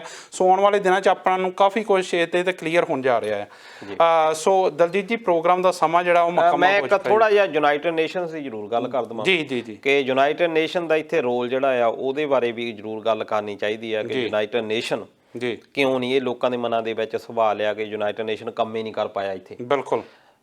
ਜਦੋਂ ਸੈਕੰਡ ਵਰਲਡ ਵਾਰ ਖਤਮ ਹੋਈ ਆ 1945 ਦੇ ਵਿੱਚ, ਉਦੋਂ ਯੂਨਾਈਟਿਡ ਨੇਸ਼ਨ ਬਣਾਇਆ ਗਿਆ ਸੀ ਕਿ ਅਸੀਂ ਸ਼ਾਂਤੀ ਕਿੱਦਾਂ ਬਣਾ ਕੇ ਰੱਖਣੀ ਹੈ ਜੀ, ਅਸੀਂ ਉੱਥੇ ਅਹਿਮ ਜਿਹੜਾ ਸ਼ਾਂਤੀ ਸੈਨਾ ਭੇਜਾਂਗੇ। ਇਹਨਾਂ ਦੀ ਨਾ ਕੋਈ ਉੱਥੇ ਸ਼ਾਂਤੀ ਸੈਨਾ ਆਈ ਆ ਜੀ, ਉਸੇ ਦਿਨ ਦੇ ਜਿਹੜੇ ਇਹੀ ਸਿਰਫ ਅਪੀਲ ਆ ਰਹੀ ਆ ਕਿ ਤਾਲੀਬਾਨ ਜੀ ਇਦਾਂ ਰੁਕ ਜਾਵੇ, ਤਾਲੀਬਾਨ ਸਹਿਯੋਗ ਕਰੇ, ਇੱਕ ਬੜੀ ਲਾਚਾਰ ਸੰਸਥਾ ਦੇ ਤੌਰ ਦੇ ਉੱਤੇ ਸਾਹਮਣੇ ਆਈ ਆ ਜੀ। ਇਹਦੇ ਵਿੱਚ ਨੋ ਡਾਊਟ ਕਿ ਇੱਕ ਹੁਣ ਡੁੱਬਦੀ ਬੇੜੀ ਆ UN ਵੀ ਜੀ, ਪਰ UN ਡੁੱਬਦੀ ਬੇੜੀ ਕਿਉਂ ਬਣ ਗਿਆ ਕਿ ਇਹਦੇ ਵਿੱਚ ਇੱਕ ਜਿਹੜੀ ਵੀਟੋ ਪਾਵਰ ਦਾ ਹੈਗਾ ਸਿਧਾਂਤ, 5 ਦੇਸ਼ਾਂ ਦੇ ਕੋਲ ਵੀਟੋ ਪਾਵਰ ਆ, ਉਹਦੇ ਵਿੱਚ ਇੱਕ ਅਮਰੀਕਾ ਜੀ, ਫਰਾਂਸ ਤੇ ਬ੍ਰਿਟੇਨ, ਰਸ਼ੀਆ ਤੇ ਚਾਈਨਾ, ਜੀ, ਇਹ 5 ਦੇਸ਼ ਹੈਗੇ। 5 ਦੇਸ਼ਾਂ ਦੇ ਵਿੱਚੋਂ ਇੱਕ ਦੇਸ਼ ਵੀ ਇਹ ਕਹਿ ਦੇਵੇ ਕਿ ਮੈਂ ਸਹਿਮਤ ਨਹੀਂ, ਜੀ, ਉਹਦੇ ਉੱਤੇ UN ਨੂੰ ਕੁਝ ਨਹੀਂ ਕਰ ਸਕਦਾ।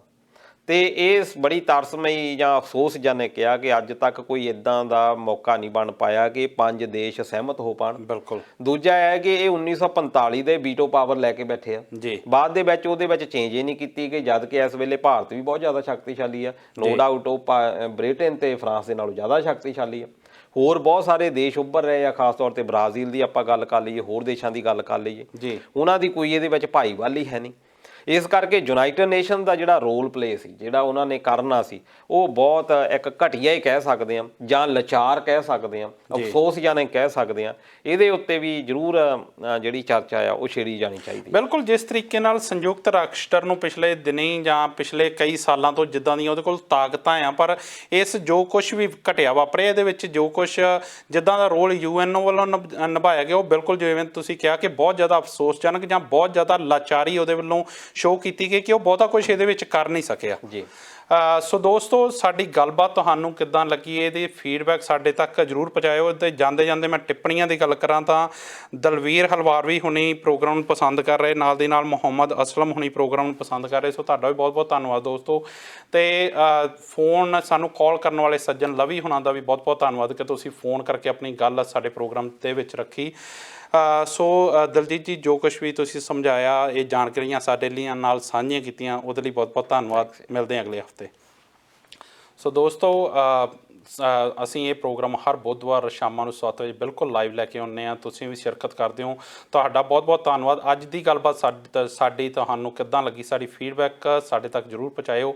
ਮਿਲਦੇ ਹਾਂ ਅਗਲੇ ਹਫਤੇ, ਤਦ ਤੱਕ ਲਈ ਪਿਆਰ ਭਰੀ ਸਤਿ ਸ਼੍ਰੀ ਅਕਾਲ।